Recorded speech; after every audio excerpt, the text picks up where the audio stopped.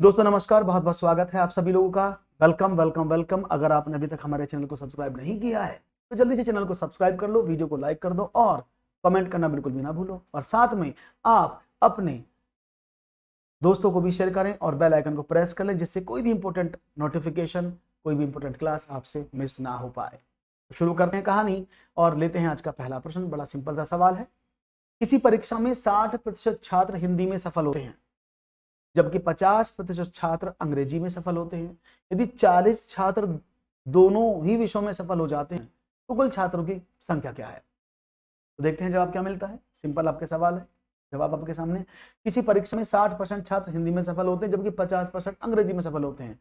यदि 40 छात्र दोनों विषयों में सफल होते हैं तो कुल छात्रों की संख्या आपको बतानी है। और मुझे उम्मीद है कि आप आसानी से जवाब देने में कोई भी कोताही नहीं बरतेंगे और आपका जवाब मुझे आसानी से मिल जाएगा।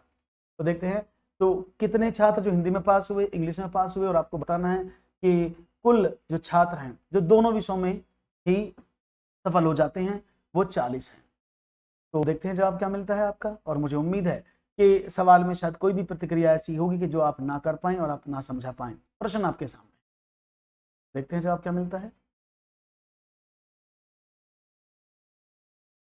60% छात्र के बारे में बात की गई है।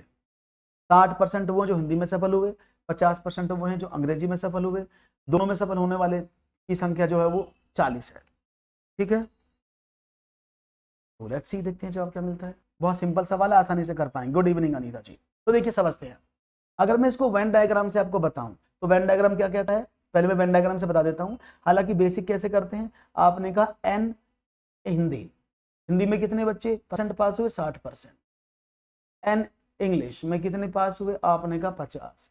अच्छा, दोनों में कितने पास हुए, हिंदी इंटरसेक्शन इंग्लिश कितने हुए, आपने कहा संख्या दी है, परसेंटेज नहीं दिया है।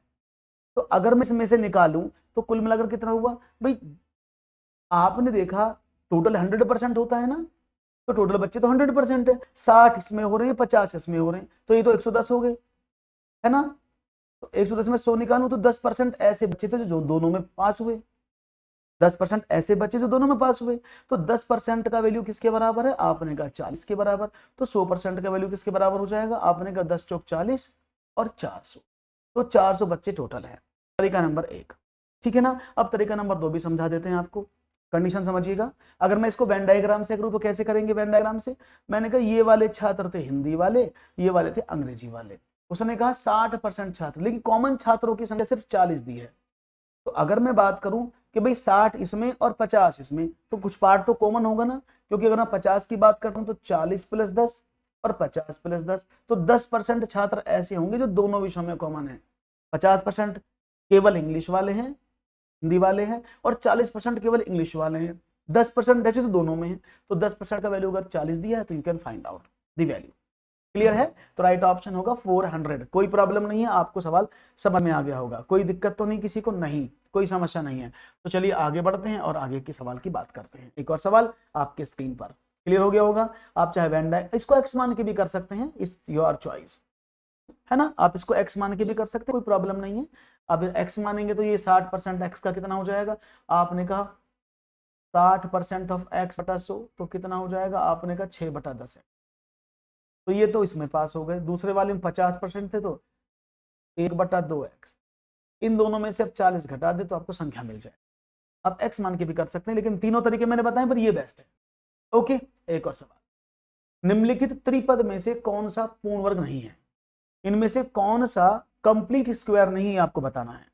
तो देखते हैं जवाब। Which of the following trinomial is not a perfect square, इनमें से कौन सा जो परफेक्ट स्क्वायर नहीं है। तो देखते हैं जवाब क्या मिलता है। और परफेक्ट स्क्वायर होने के लिए क्या, ये फॉर्मूला ओपन करके लिखा है। उसने बोला है कि a + b का होल स्क्वायर होना चाहिए, ये परफेक्ट स्क्वायर है। तो यहां पर देखें तो आपने पहला वाला देखा, तो उसको क्या लिख सकता हूं मैं, 2a + 5b का होल स्क्वायर। ये तो होगा, देखो 2 दूनी 4a स्क्वायर, 5 दूनी 10, दूनी 20 ab और 25, 5 5 25 b स्क्वायर। तो ये तो सही लिखा है, पूर्ण वर्ग है। इसके देखिए, इसका हो जाएगा 9a + 4b। तो ये 9 है, 9 का स्क्वायर 81 होता है, 16 का वर्गमूल 4 होता है। इसका स्क्वायर करें तो क्या हो जाएगा, आपने कहा 81a स्क्वायर प्लस का 16 बी स्क्वायर और प्लस का कितना हुआ 9 चौक 36 दूनी 72 ए बी। तो ये सही लिखा है, ये भी इस परफेक्ट स्क्वायर है।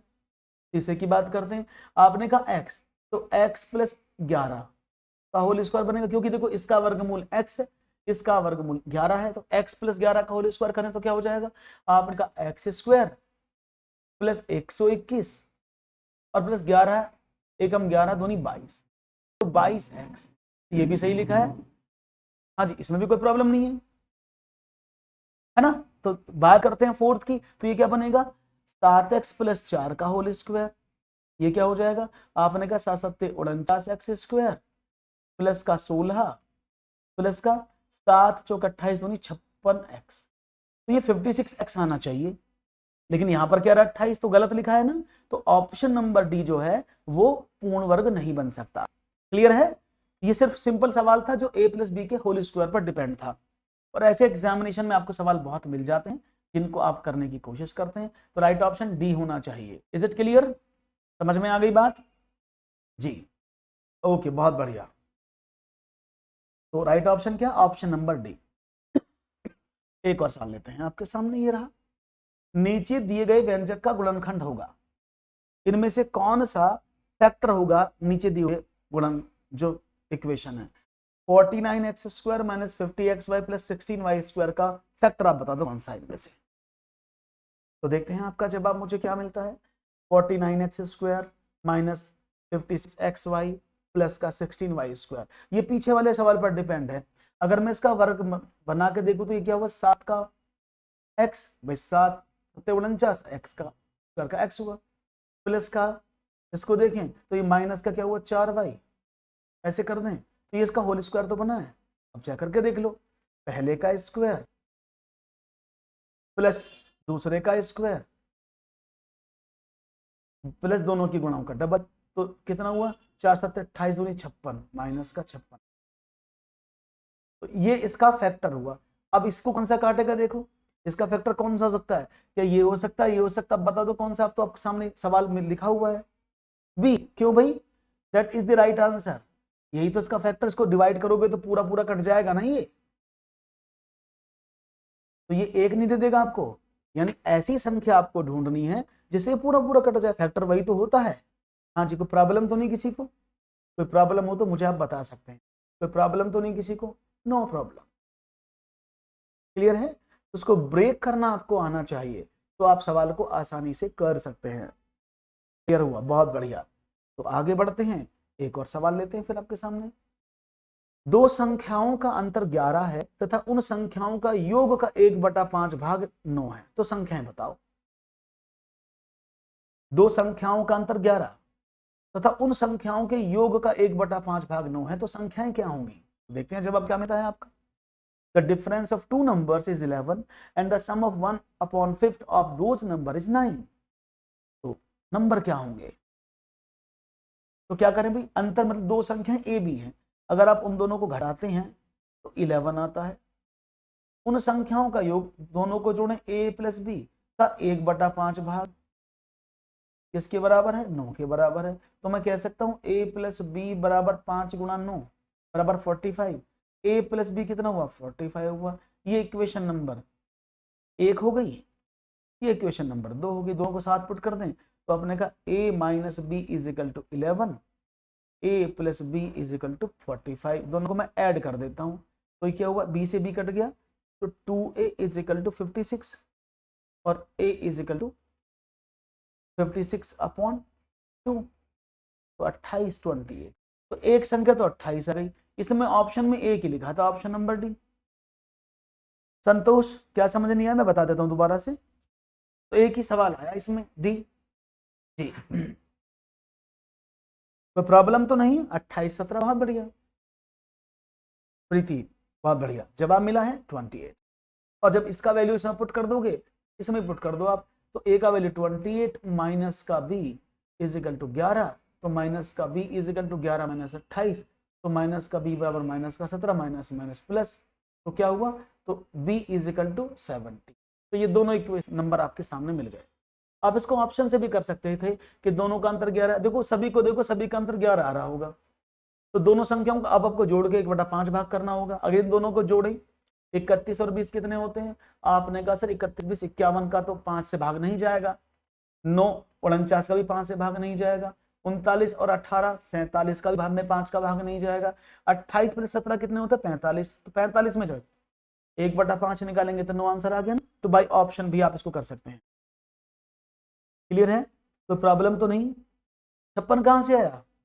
इन दोनों को जब आप ऐड कर रहे हैं, इक्वेशन नंबर 1 इक्वेशन नंबर 2, तो ए और ए 2a, बी से बी कट गया, 45 और 11 56।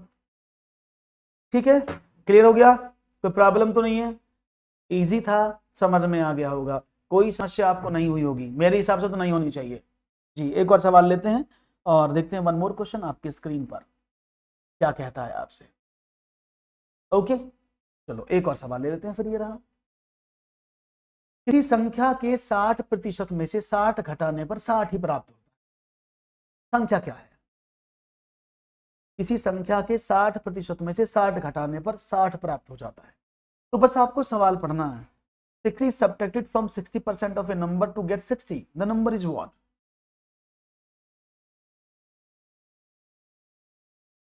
इसमें क्या प्रॉब्लम आई?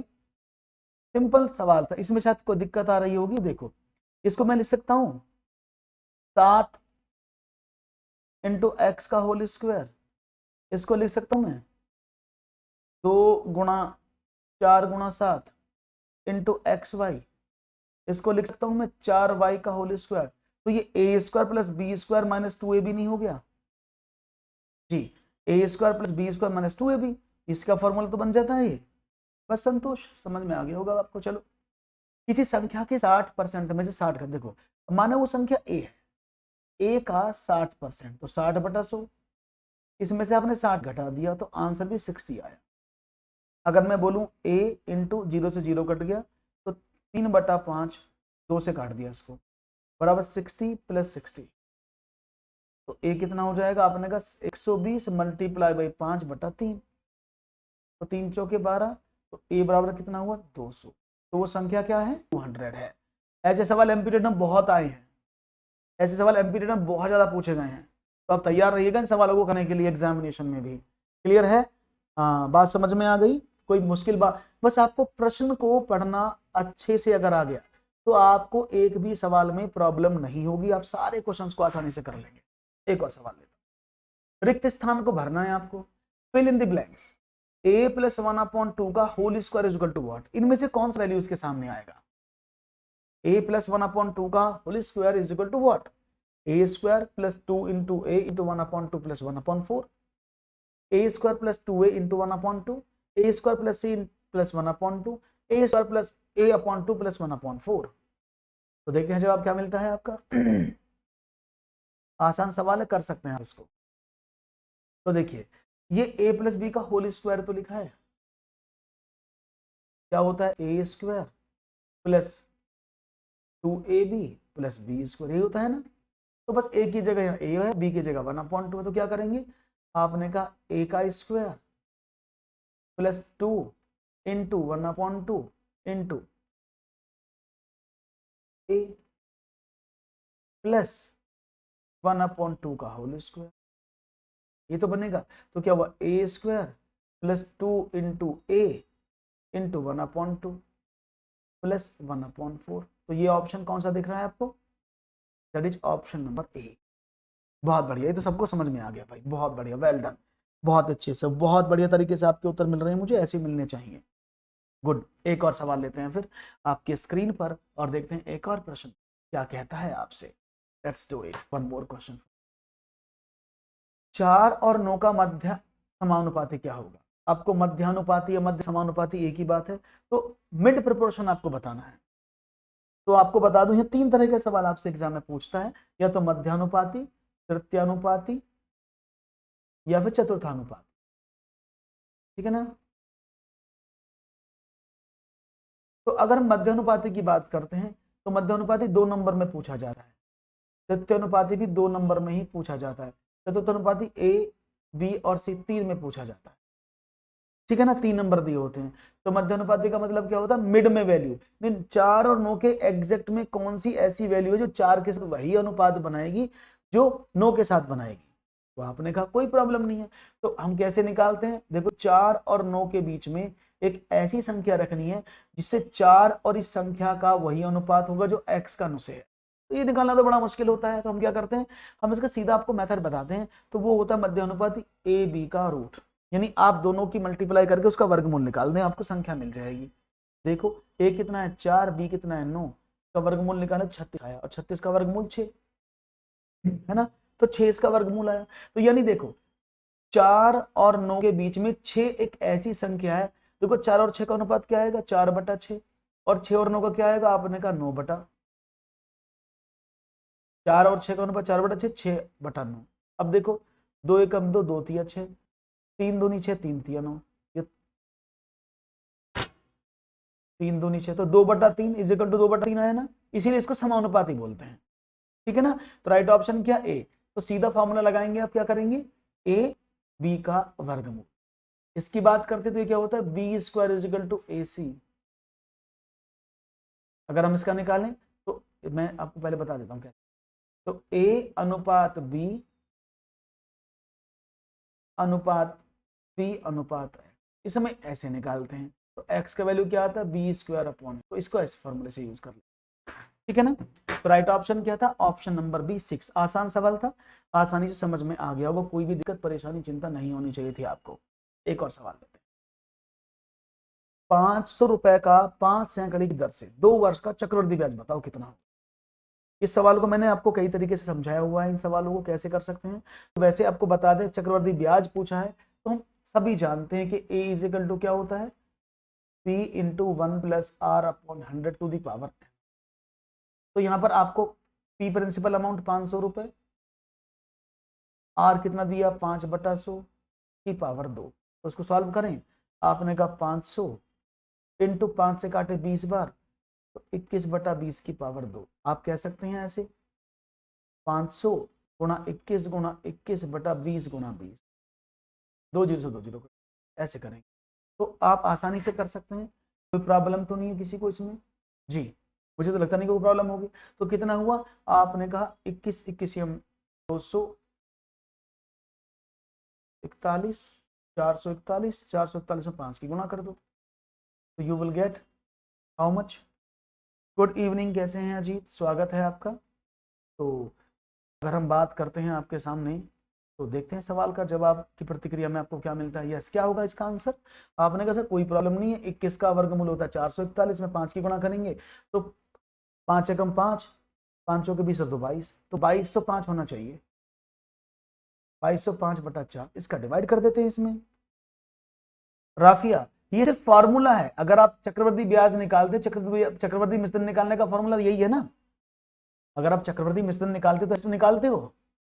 अब इसमें आप 4 का डिवाइड कर देंगे तो क्या मिलेगा, आपने कहा 4 पंजे 20, 4 पंजे 20, 4 कम 4 25, तो 551.25। अब ये मिश्रण आया, आपने कितने रुपए लगाए थे 500, टोटल अमाउंट कितना बना 551.25, तो ब्याज कितना बना 551.25 माइनस का 500, तो कितना हुआ 51 रुपए 25 पैसे ब्याज मिले। कौन सा ऑप्शन है, ऑप्शन नंबर ए। ठीक है, अब इसको दूसरी तरीके से भी बता देता हूं मैं आपको एक बार, इसका ये बिल्कुल बेसिक तरीका होगा जिससे आपने निकाला है, आप इसको दूसरे तरीके से भी कर सकते हैं, मैं बताता हूं कैसे करते हैं। ये समझ में आ रही है बात, यहां तक कोई प्रॉब्लम तो नहीं है। This is the base formula, किसी भी धन पर चक्रवृद्धि ब्याज नहीं कंपाउंड इंटरेस्ट निकालने का ये बेसिक तरीका है। अगर मैं आपसे बोलूं कि भाई हम इसको ऐसे ना करके ऐसे करें, तो 2 वर्ष का जो चक्रवृद्धि ब्याज होता है ना दोस्तों, वो होता है 2:1। ये मैंने आपको कंपाउंड इंटरेस्ट वाले चैप्टर में बताया हुआ है। तो अगर मैं 500 का 5% निकालता हूं तो कितना आता है 5 पंजे 25, और 25 का 5% निकाल दो तो 25 पंजे 125, बस 25 दूनी 50 प्लस 1.25 की गुणा 1 में करेंगे तो 1.25, तो टोटल 51 रुपए 25 पैसे ब्याज आ जाएगा। आप इसको शॉर्टकट में भी कर सकते हैं, यू कैन यूज शॉर्टकट। 2 साल का ब्याज निकालेंगे 2:1, 3 साल का होता 3:3:1, 4 साल का होता 4:6:4, ये इनके रेशोज हैं। तो मैंने 2 साल का पूछा तो 2 साल का लिख दिया 2:1, तो आपने 500 का 5% निकाला तो 25 रुपए होता है, फिर 25 का भी 5% निकाल दिया तो 1 रुपया 25 पैसे आया, इसकी गुणा इसमें की तो 50 रुपए, इसकी गुणा इसमें की तो 1 रुपया 25 पैसा, दोनों को जोड़ दे तो 51 रुपया 25 पैसे टोटल ब्याज। तो उसको डायरेक्ट भी आप कर सकते हैं। क्लियर है, बात समझ में आ गई, कोई प्रॉब्लम तो नहीं है, इजी है। तो या तो आप बेसिक से इस फॉर्मूले से कर लें कि a is equal to P into 1 plus R बटा 100 की घात n, इससे कर लें, ये बेसिक फार्मूला है, तो आपको ज्यादा समय लगेगा, इसको करेंगे तो चुटकी में हो जाएगा। Choice always be yours. आगे बढ़ते हैं हम नए सवाल की तरफ। एक और क्वेश्चन आपके स्क्रीन पर ये रहा। जब x बराबर 2 तथा y बराबर 3 हो तो 9x² y² अपॉन 3xy का मान क्या होगा? देखते हैं सवाल का जवाब क्या मिलता है आपकी तरफ से। जी, सिंपल सवाल है, उम्मीद करेंगे जवाब आसानी से मिलेगा। देखो सिंपल है, x का वैल्यू कितना दिया है 2, y का वैल्यू 3, पुट कर दो इसमें, तो ये कहता है 9 इंटू 2 का स्क्वायर, क्योंकि x का वैल्यू 2 है, इंटू 3 y का वैल्यू है, upon 3 multiply by 2 multiply by, तो क्या हुआ 9 multiply by 4 multiply by 9 upon 3 multiply by 2 multiply 3। तो क्या कर आपने कहा 3 3 9 और 2 दूनी 4, तो कितना आया 9 दूनी 18। राइट ऑप्शन क्या होना चाहिए? Option number A 18। बहुत बढ़िया। धीरे धीरे आप जवाब की पकड़ को बनाते जा रहे हैं, जवाबों को समझते जा रहे हैं, दैट्स वेरी नाइस। इसी तरह से आपके आंसर्स आते रहेंगे, तो ये मुश्किल नहीं लगेगा सिलसिला, आसानी से आप सारे सवाल को करके अपनी विजय पताका को फहरा देंगे। आगे बढ़ते हैं और एक और प्रश्न की फिर बात करते हैं आपसे। Okay, all of you are ready? तो चल तो एक और ले लेते हैं सवाल। ये काफी बच्चों को समझ में आया। क्वेश्चन है, यदि 1 square plus 2 square plus 2 square equal to 3 का स्क्वायर, तो 6 का स्क्वायर प्लस 7 का स्क्वायर पर 42 का स्क्वायर बराबर किसके स्क्वायर के बराबर होगा? तो इस स्टार के जगह आपको बताना है क्या आएगा। जो स्टार है इसकी जगह आपको बताना क्या आएगा।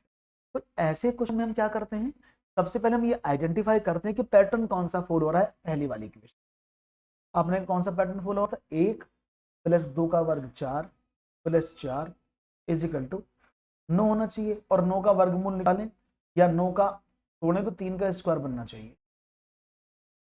ठीक है, कोई प्रॉब्लम नहीं, आपने कहा कोई प्रॉब्लम नहीं, ऐसे ही होगा। तो इसको देखें तो क्या बनेगा, 6 का स्क्वायर 36 प्लस 7 का स्क्वायर 49। अब आपको 42 का स्क्वायर नहीं पता, अब कैसे निकालें 42 का? तो इसमें मैंने 2 शॉर्टकट बताए थे, क्या? जिसे 42 का स्क्वायर निकालना है तो ये देखो किसके पास पड़ेगा, जिसमें 0 पड़ जाए, तो अपने का 40 के पास पड़ेगा। 42 40 के पास है ना, तो इसमें से 2 कम कर दिए, उतना ही हम जोड़ देते हैं, तो कितना हुआ आपने का 44। तो 2 दूनी 4 और इसकी गुणा इसमें कर दो बस 0 को छोड़कर, 4 चौक 16, 4 चौक 16 और 17, 1764 आपका जवाब आ जाएगा।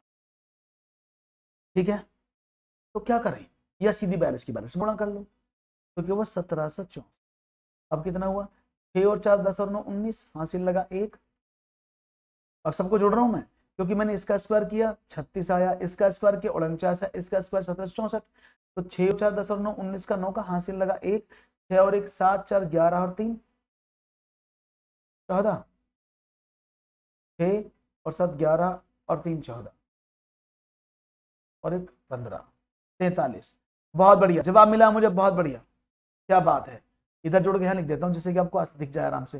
तो 6 और 4 10 और 9 19 का 9 का हासिल लगा 1, 6 और 1 7 7 और 4 11 11 और 3 14, 7 और 1 8 1, तो ये हुआ 1849।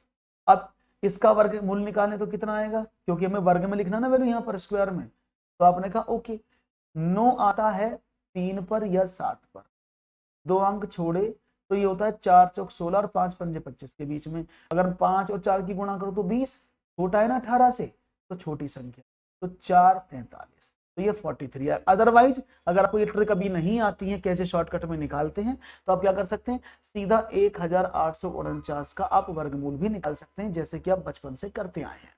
कैसे? आपने कहा ओके 4 यहाँ लिखा 4 चौक 16, बचा 2 प्लस 4 जोड़ दिया तो यहाँ पर 8 हो गया, आपने 49 उतारा।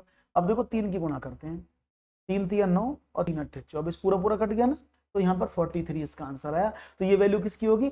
43 का स्क्वायर आया। बात समझ में आ गई सबको? जी, तो प्रॉब्लम तो नहीं है।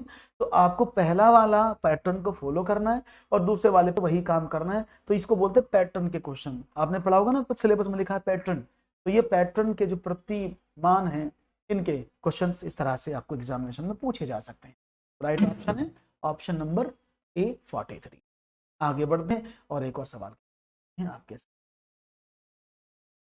राम ने 9 रुपए 50 पैसे प्रति किलोग्राम की दर से 30 किलोग्राम चावल खरीदा और 10 रुपए 50 पैसे प्रति किलोग्राम की दर से 20 किलो चावल खरीदा।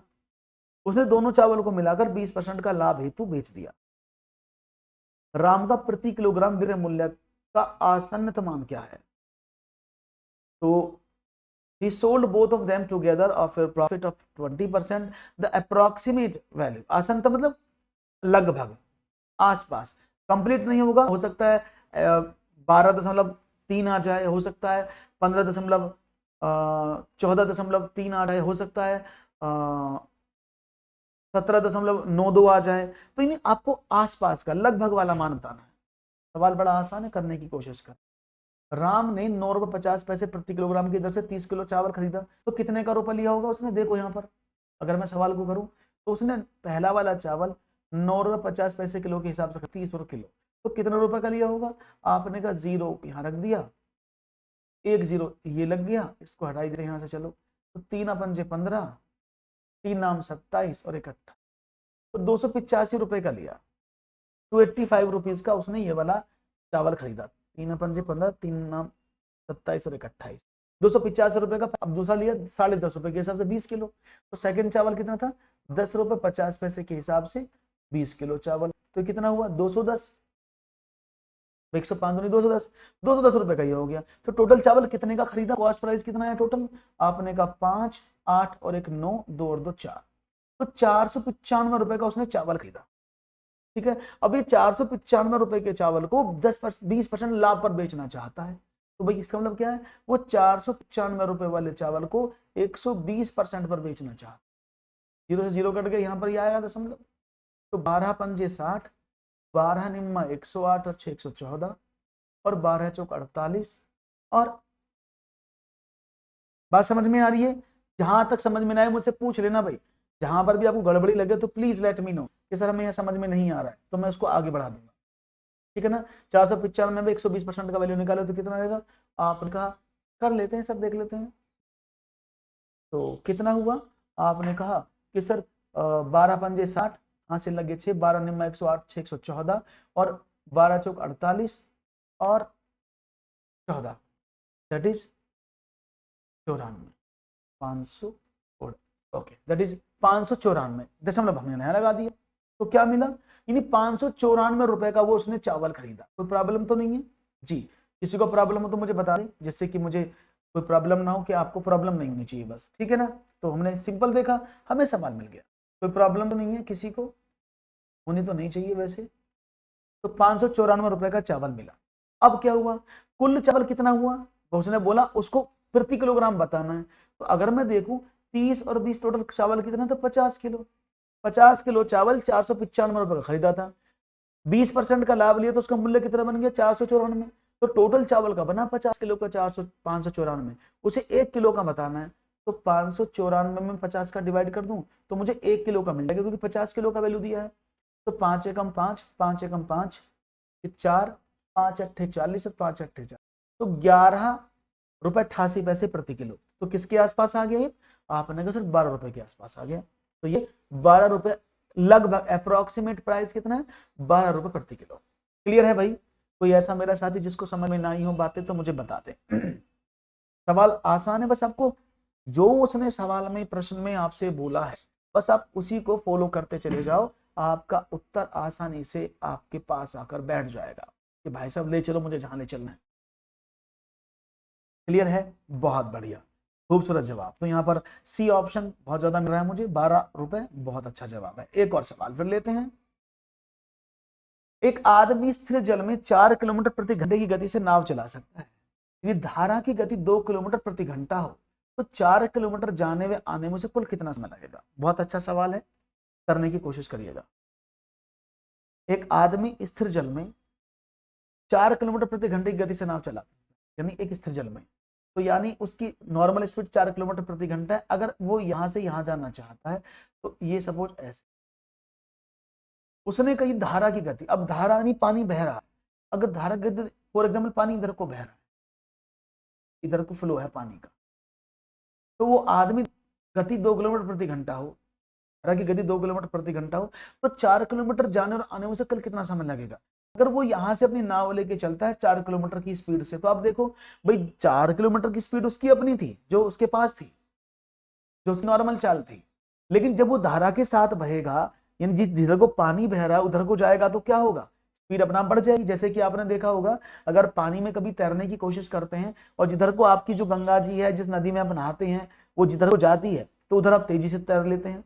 उसके अगेंस्ट आपको तैरना पड़ता है, तो क्या होता है, आपको मुश्किल तैरना पड़ता है, आपकी स्पीड मंदी हो जाती है। तो क्योंकि आप धारा के अगेंस्ट तैरते हैं, तो धारा के वेग के विपरीत तैरते हैं। अगर साथ में तैरेंगे तो आपकी स्पीड प्लस धारा की स्पीड दोनों एक साथ मिल जाती हैं। तो अगर मैं बोलूं 4 किलोमीटर जाने में उसकी स्पीड कितनी हुई, 4 किलोमीटर की स्पीड थी, 2 किलोमीटर धारा की, तो 6 किलोमीटर प्रति घंटे की गति से जाएगा जब वो धारा के साथ में चलेगा। लेकिन जब धारा के विपरीत चलेगा तो क्या होगा, भाई 4 किलोमीटर की स्पीड थी, पानी अगेंस्ट धकेल रहा है उसको 2 किलोमीटर पीछे की तरफ, तो उसकी आने में स्पीड कितनी होगी, 2 किलोमीटर प्रति घंटा। ये बात समझ में आ गई।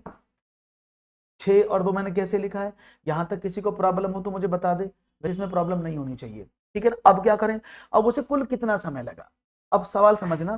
तो टोटल डिस्टेंस कितनी है, 4 किलोमीटर, यहां से यहां तक की 4 किलोमीटर। अगर मैं समय की बात करता हूं, अब सभी जानते हैं समय पूछा ना उसने, स्पीड इज इक्वल टू क्या होता है, डिस्टेंस अपॉन टाइम, या टाइम इज इक्वल टू कितने, डिस्टेंस अपॉन स्पीड। तो अगर उसको जाने में कितना लगा टोटल समय, डिस्टेंस कितनी थी 4 किलोमीटर, स्पीड कितनी थी 6, उसको आने में कितना समय लगा होगा टी, वापस देखें तो कितना लगा होगा, डिस्टेंस अपॉन स्पीड, डिस्टेंस कितनी थी 4 किलोमीटर, स्पीड कितनी थी 2, इन दोनों को जोड़े तो टोटल टाइम मिलेगा ना मुझे, टोटल टाइम मुझे मिल जाएगा। टोटल टाइम कितना हुआ, आपने 6 इसका एलसीएम ले लिया, तो 6 एकम 6 4 प्लस 3 बराबर 7 बटा, तो ये होना चाहिए ना जी। यहां तक कोई प्रॉब्लम किसी को जी? तो एक मिनट रुकना, ओ माय गॉड मैंने क्या कर दिया, 6 एकम 6 4 और 2 तिया 6 4 तिया 12, माफ करिएगा 16 बटा 6, ये 16/6 हो गया। ये 16 बटा 6 आपके सामने आया। अब 16 बटा 6 को अगर मैं डिवाइड करना चाहूं तो इसको 2 से काट दें, 8 बटा 3 घंटा, तो उसे 8 बटा 3 घंटा लगे। लेकिन समय मेरा 8 बटा 3 नहीं है, समय में क्या है, घंटा और मिनट में दिया है, तो मैं 8 में 3 का भाग कर लूं, तो आपने कहा कर दो, तो कितना हुआ 8 3 दूनी 6, 2 घंटा 2 बटा 3 मिनट। अब 2 बटा 3 मिनट को मिनट में बदले तो कितना हो जाएगा, 2 घंटा 20 दूनी 40, तो 2 घंटा और 40 मिनट का समय उसे लगेगा। राइट ऑप्शन कौन सा, ऑप्शन नंबर सी। क्लियर बात समझ में आ गई, तो प्रॉब्लम तो नहीं भाई किसी को यहाँ पर, यस के नो, क्लियर है, एनी प्रॉब्लम। तो बहुत इजीली आपने इसको समझ लिया, इसको हमें कैसे करना है। आई थिंक अब आपको समझ में भी आ गया होगा कि प्रश्न हमको कैसे करना था। क्लियर है, कोई दिक्कत, कोई समस्या, कोई टेंशन, कोई कष्ट नहीं होना चाहिए। चलो तो आगे बढ़ते हैं, एक और प्रश्न की बात आपसे कर लेते हैं, फिर अगर आपको समझ में आया तो दैट्स वेरी गुड जी। वन मोर क्वेश्चन आपके स्क्रीन पर, क्लियर है, एक और सवाल रिपीट करें, दोबारा से रिपीट करें, दोबारा समझ लो। देखो सवाल थोड़ा सा रिपीट करने की बात कही क्योंकि सवाल थोड़ा सा बड़ा, दोबारा समझो। मैंने कहा ये आदमी है, यहां से ए स्थान से ये बी स्थान तक जाता है, और नदी जो है वो इधर को बह रही है, इसकी नदी की स्पीड ऐसे बह रही है, इधर को चल रही है धारा, उसकी नॉर्मल स्पीड 4 किलोमीटर, ये डिस्टेंस कितनी है 4 किलोमीटर, ठीक है ना। तो अगर मैं बात करूं उसकी स्पीड ए से बी से ए आने में, ऐसे करते हैं, जब बी से वो ए पर गया तो उसकी स्पीड कितनी, 4 उसकी प्लस 2 धारा की स्पीड थी, तो 6 किलोमीटर प्रति घंटे की स्पीड से जाएगा बी से ए की तरफ, क्योंकि धारा 2 किलोमीटर प्रति घंटे की गति से बह रही है। अगर बात करें ए से बी पर वापस जाएगा तो क्या होगा, आपने कहा क्योंकि ए से बी तक वापस जा रहा है तो धारा उसके अगेंस्ट है, तो क्या करें, स्ट्रीम उसके अगेंस्ट जा रही है, तो क्या करेंगे, आपने कहा उसकी गति कम हो जाएगी, तो 2 किलोमीटर। अब क्या करें, अब उसे समय पर चाहिए, टोटल समय कितना लगा, तो मैंने कहा पहले बी से ए तक जाने में समय कितना लगा, तो बी से ए तक की डिस्टेंस कितनी है, आपने कहा 4, स्पीड कितनी है, आपने कहा 6, यही है ना। तो अगर मैं t1 समय निकालूं तो कितना होगा, डिस्टेंस अपॉन स्पीड, तो डिस्टेंस कितनी 4/6, तो ये पहले वाला समय लगा 4/6। जब वो ए से बी तक वापस गया तो समय कितना लगा, आपने कहा t2 हो गया, वो कितना हो जाएगा, इसमें स्पीड डिस्टेंस कितनी है 4, स्पीड कितनी थी 2, तो इसमें समय कितना लगा t2, दूसरा वाले में बी से ए से बी तक जाने में आपने कहा 4/2।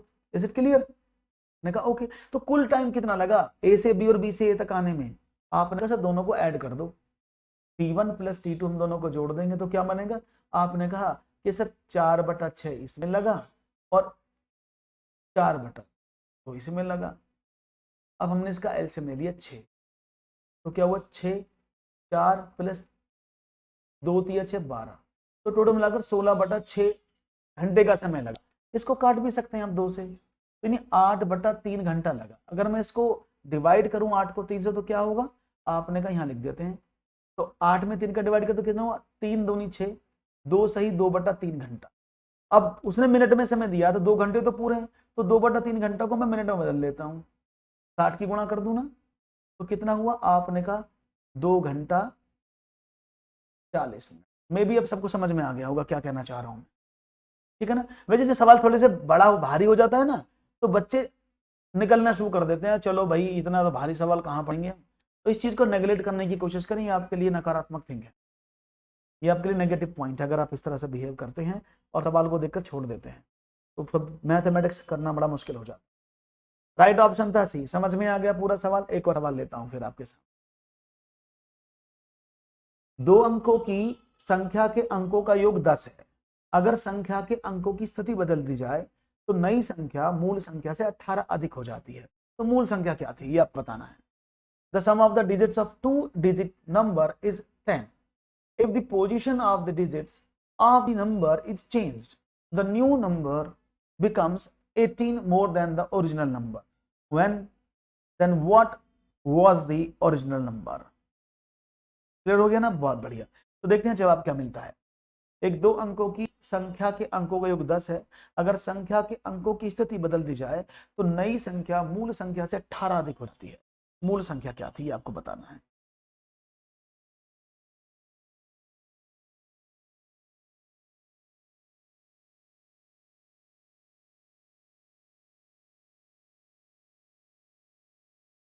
यस, तो वो सिंपल सवाल है। देखो अगर इसको मैं बेसिक से कर रहा हूं तो कैसे करेंगे, 2 अंकों की एक संख्या, जब 2 अंकों की संख्या की हम बात करते हैं तो संख्या किस वे में होती है, आपने कहा कि सर अगर मैं इसका इकाई का अंक x मानूं, इसका इकाई का अंक x है फॉर एग्जांपल, तो संख्या क्या बन जाएगी, आपने कहा तो दहाई का अंक क्या हो जाएगा,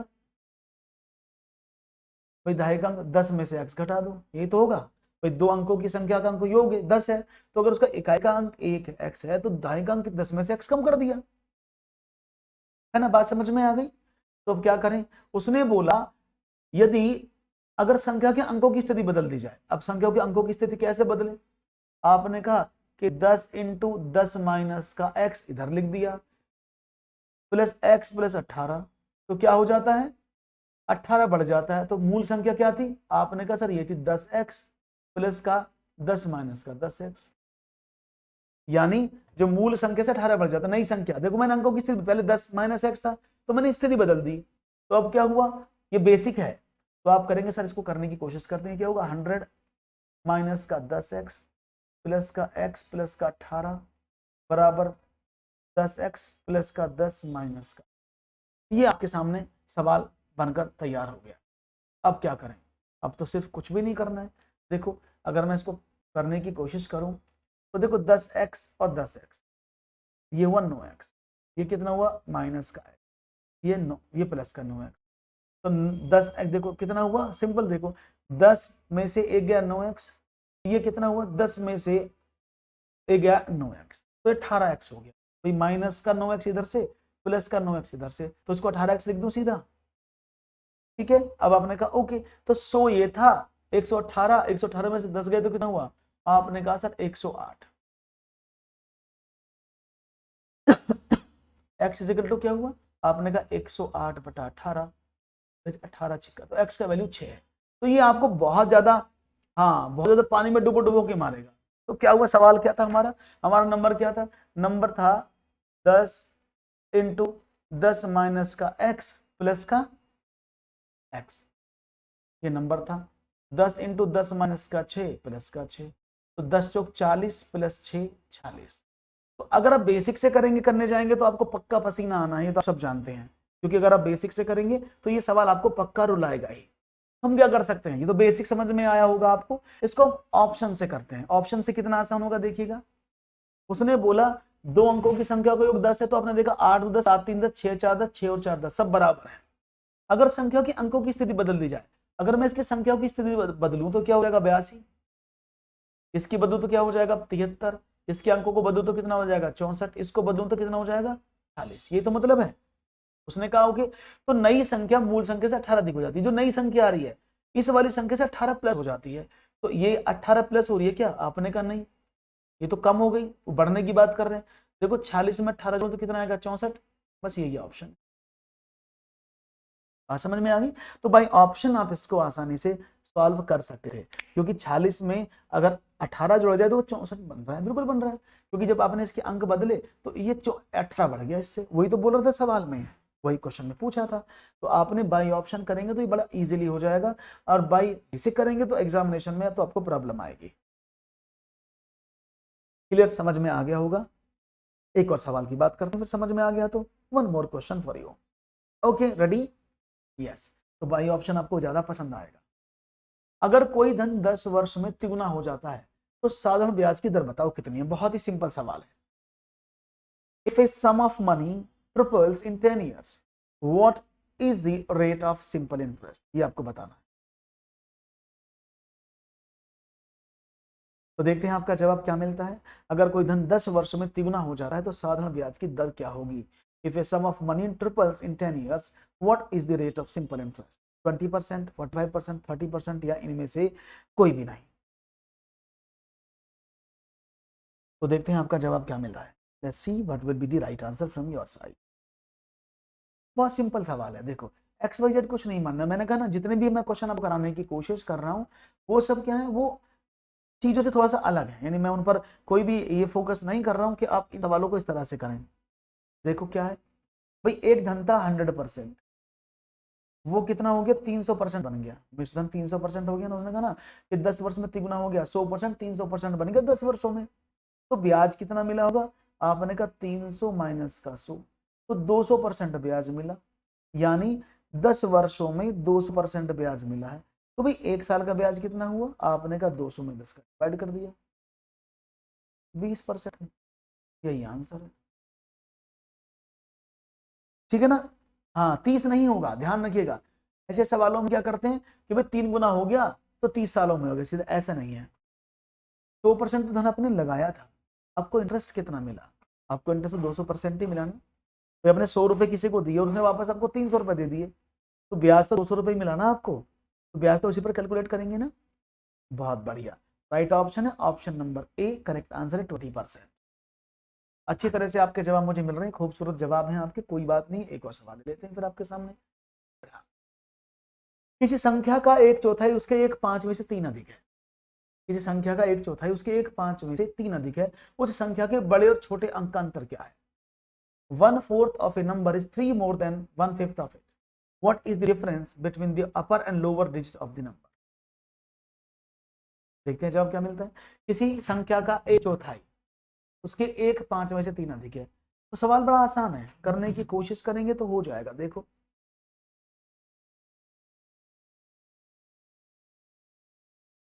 जी, तो एक संख्या का 1/4 मानी वो संख्या ए है, इसका 1/4 मतलब 1/4, उसके 1/5 में से, तो उसी संख्या का 1/5वां कितना होगा 1/5 की गुणा, ये 3 अधिक है, तो दोनों को घटाएं तो कितना आना चाहिए 3 आना चाहिए, ये तो मतलब है 3 आना चाहिए।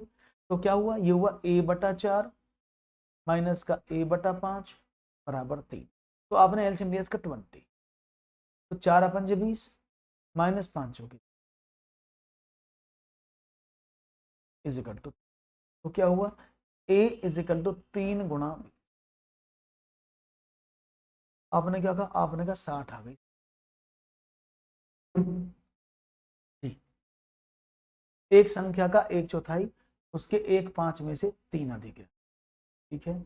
उस संख्या के बड़े और छोटे अंक का अंतर, तो ये 10 तो नहीं आना चाहिए जी। एक मिनट में देख लेता हूँ। ये समझ में आ गया, ओके, कोई प्रॉब्लम नहीं है, हाँ ठीक है, समझ में आया, ओके। इज इट क्लियर, यहां तक समझ में आया है कि आपको कितना वैल्यू मिला है, 60 आया, तो वो संख्या 60 है। Is it clear? हाँ, यहाँ के अटकने की बात पक्का हो जाएगी, क्योंकि उसने क्या बोला है, उस संख्या के बड़े और छोटे भाग का अंतर कितना है। संख्या के छोटे अंक नहीं, ये भाग है, difference between the upper and lower digits. तो जो अपर और लोअर उनका अंतर बता रहा, थोड़ा सा इसमें सवाल में फेर है, तो उसमें जो छोटा भाग था और बड़ा भाग था उसका अंतर कितना है। तो ये 60 का, भाई एक का वैल्यू 60 आया, तो 1/4 हिस्सा कितना था, आपने कहा 60 मल्टीप्लाई बाई 1/4, और उसका 5वां हिस्सा कितना था, आपने कहा 60 मल्टीप्लाई बाई 1/, तो कितना हुआ, आपने कहा ये तो हुआ 15 चौके 60, हालांकि सवाल कुछ भी नहीं है, ये हो गया 20, भाई 15 चौके 60, ये हुआ 12 पंजे 60, तो दोनों का डिफरेंस कितना हुआ, आपने कहा सर दोनों का डिफरेंस हो गया 3, और वो तो पहले से भी दिया था 3 अधिक है, तो आंसर तो ऊपर भी लिखा था, लेकिन सवाल में थोड़ा सा ऑप्शन में चेंज कर देता हूं मैं इसको, हाँ ऐसे कर लेते हैं, ठीक है ना। तो ऑप्शन विल बी, हाँ इसका आंसर थोड़ा सा चेंज है, तो मैं इसको ऑप्शन को सही कर देता हूँ, 1 मिनट रुकिएगा, मैं ऑप्शन सही करता हूँ, ठीक है, फिर आपसे बात करता हूँ।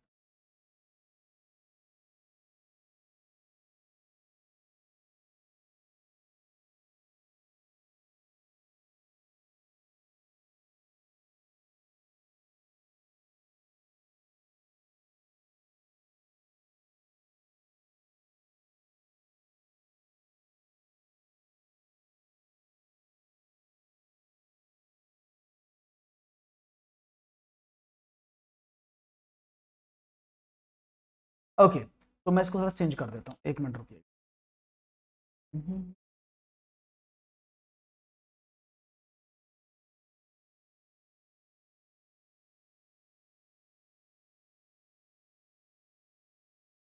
एक minute, okay, okay now it's fine, अब मैं इसको सही कर दिया है, इससे कि अब प्रॉब्लम नहीं होगी, अब आप आसानी से सवालों को कर लेंगे इजीली, ठीक है, बात समझ में आ गई, ओके वेरी गुड। तो आगे बढ़ें, तो इस सवाल को अगर आप आगे बढ़ेंगे तो ऑलरेडी आंसर दिया हुआ 3, लेकिन इसका आंसर 6 में से 0 घटाएंगे तो 6 आ जाएगा, अगर वो सिर्फ अंकों की बात करता है, तो राइट ऑप्शन था 0। क्लियर है, बात समझ में आ गई, बहुत बढ़िया। अब आगे बढ़ते हैं और एक और सवाल की बात आपके सामने रखता हूँ, यहां तक समझ में आ गई होंगी बातें, एक और सवाल कर लेते हैं, फिर देखते हैं इसका क्या जवाब मिलता है आपके सामने। 4 अंकों की छोटी छोटी संख्या ज्ञात करें जो पूर्ण वर्ग हो, 4 अंकों की छोटी से छोटी संख्या ज्ञात करें जो पूर्ण वर्ग हो, तो देखते हैं जवाब क्या मिलता है पूर्ण वर्ग वाला। 4 अंकों की छोटी से छोटी संख्या जो पूर्ण वर्ग है, आपको बताना है, find the smallest 4 digit number which is a perfect square. अब देखो परफेक्ट स्क्वायर की बात करते हैं, तो परफेक्ट स्क्वायर करने के 2 तरीके हैं, या तो आप सिंपल फैक्टर कर लो, या आपके अगर आपको स्क्वायर रूट याद है तो आप निकाल सकते हैं, ठीक है ना। तो लेट्स सी, देखते हैं जवाब क्या, 1000, 1000 परफेक्ट स्क्वायर नहीं होती है, 1000 परफेक्ट क्यूब होती है, 10 का क्यूब, 1000 का परफेक्ट स्क्वायर निकल ही नहीं सकता, क्योंकि अगर ये 10,000 होता तो उसका परफेक्ट स्क्वायर 100 हो सकता है। हम इसीलिए गलती कर देते हैं और ऑप्शन 1 को चूज कर देते हैं बहुत जल्दबाजी में, जो कि गलत है, okay, it is not the correct. तो 1024, अगर हम इसकी बात करते हैं 1024 की, तो इसमें देखते हैं, तो find the smallest 4 digit number which is perfect square, कोई प्रॉब्लम नहीं है। 1024 की अगर मैं बात करूं तो ये किसका स्क्वायर होता है, किसको पता है, देखो सिंपल सी बात है, अगर हमने आपको पढ़ाया भी है, 1000 की बात करते हैं तो ये किसका होता है, आपने कहा सर 1024 तो 32 का होता है, 32 का स्क्वायर 1024 ही तो होता है, परफेक्ट स्क्वायर है 32 का, ये 1048 किसी का नहीं होगा, 1100 भी किसी का नहीं होगा, राइट ऑप्शन था ऑप्शन नंबर बी। तो आपको परफेक्ट स्क्वायर निकालना आना चाहिए, अगर आप निकाल लेंगे तो that is the great answer, okay very good, okay, तो समझते हैं जवाब क्या मिलता है, okay let's see what will be the right answer, B, बहुत बढ़िया, आगे बढ़ते हैं जी। 110 मीटर लंबी एक ट्रेन विपरीत दिशा में 6 किलोमीटर प्रति घंटे से दौड़कर आते हुए व्यक्ति के पास 6 सेकंड में गुजर जाती है, तो ट्रेन की गति क्या होगी? देखते हैं। 110 मीटर लंबी ट्रेन विपरीत दिशा में 6 किलोमीटर प्रति घंटे की गति से दौड़कर आते हुए व्यक्ति के पास 6 सेकंड में गुजर जाती है, तो ट्रेन की गति क्या है? तो आप सवाल को समझो, ये है आपकी ट्रेन, ये ट्रेन है, ओके, ये ट्रेन है, 110 मीटर लंबी इसकी लंबाई। उसने कहा एक विपरीत दिशा में, अब एक आदमी आ रहा है इधर से ऐसे, जिसकी स्पीड 6 किलोमीटर है। अब इसकी स्पीड आदमी की 6 किलोमीटर है, तो व्यक्ति के पास से 6 सेकंड में गुजरती है, ट्रेन 6 सेकंड में उसको पार कर देती है 110 मीटर। यानी ट्रेन कितनी चली ये आपको देखना था। तो ट्रेन की गति क्या है, स्पीड पूछा है, तो आसानी से शायद मुझे आपका जवाब आसानी पूर्वक मिल जाएगा। देखो समझो भाई, ट्रेन की गति कितनी होगी, जब अगर हम इसकी सापेक्ष चाल निकालें तो क्या होती है सापेक्ष चाल? आपने कहा ट्रेन की गति प्लस आदमी की गति, क्योंकि दोनों अपोजिट साइड में आते हैं, तो रिलेटिव स्पीड क्या बनती है भाई? रिलेटिव स्पीड कितनी बनती है? तो जो ट्रेन की गति होगी और जो आदमी की गति होगी। अब ट्रेन की गति तो मुझे नहीं पता है, ट्रेन की गति कैसे निकालूं? कि भाई 110 मीटर लंबी ट्रेन थी, 6 सेकंड में गुजर गई, तो ट्रेन की गति कितनी हुई भाई? जितनी भी डिस्टेंस थी वो उसने कवर कर दी 6 सेकंड में, तो 110 बटा 6 कर दो, ये ट्रेन की स्पीड आ गई। और आदमी की स्पीड कितनी है भाई? सिंपल सी बात है। तो अगर हम बात करते तो 110 बटा 6 मीटर प्रति सेकंड दोनों की स्पीड आ गई, जो आदमी की भी थी और इस व्यक्ति की भी थी। अब क्या करें, यहां तो बात समझ में आ जाती है। अब क्या करें, तो ट्रेन की गति कितनी है भाई? जो ट्रेन की गति होगी वो आदमी की गति से तो 6 किलोमीटर कम होगी ना, क्योंकि अगर हम सापेक्ष चाल को जोड़ते हैं तो दोनों की गति दोनों का ऐड होके आती है। तो अगर मैं ट्रेन की गति की बात करूं तो ट्रेन की जो स्पीड है वो कितनी होगी? इसमें से आदमी की गति मुझे घटानी पड़ेगी, क्योंकि 6 किलोमीटर इसकी स्पीड थी जो इसके अगेंस्ट जा रहा था। बस अब मैंने इसको सवाल को सॉल्व कर दिया। ट्रेन की गति कितनी आई? आपने कहा इसको मैं बदल देता हूं। देखो मेरी स्पीड किलोमीटर प्रति घंटे में लिखी है और मेरा क्वेश्चन दिया है मीटर और सेकंड में, तो मुझे मीटर टू सेकंड में बदलना पड़ेगा। तो कितना हो जाएगा?